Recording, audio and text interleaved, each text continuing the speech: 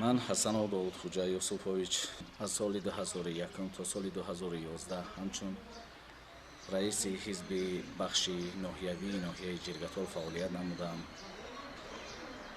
من امروزها آن چیزی را که توسط آینه نیلگون نشان داده ایستادند، من در یک از کنفرانس هایی که انتخاب شدم قید کرده بودم که از آن روزه که از همان لحظه که اگر من بفهمم که حزب نهضت اسلامی باز در یگان تبدلات دولتی یا خیانت به دولت عیبدار دانسته می شود یا که گناهکار است، اولین کسی که از صف این حزب خارج خواهد شد من خواهم بود. و به همین واسطه علاکه سالهای 2011 هم استعفا دادم از وظیفه و امروزها که من توسط آینه نیلگون بسیار چیزها را میبینیم و خصوص میبینیم که با وجود این که صلح و آرامش با وجود آمده بود،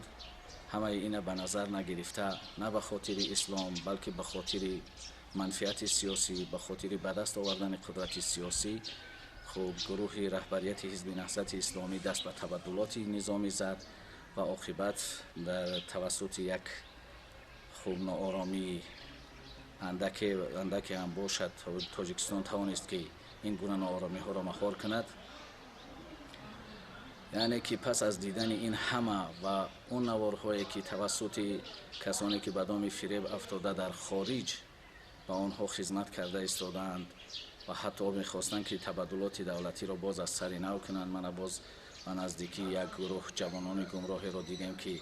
میخواستند با خاک تاجیکستان عزیز ما باز از سر نو هجوم بیاورند. بعد خوشبختانه توسط نیروهای امنیتی دستگیر شدند و از قائلی خود آنها برمی‌آید که خب این رهبریت الکی در آنجا باز کوشش های خود را کرده ایستاده است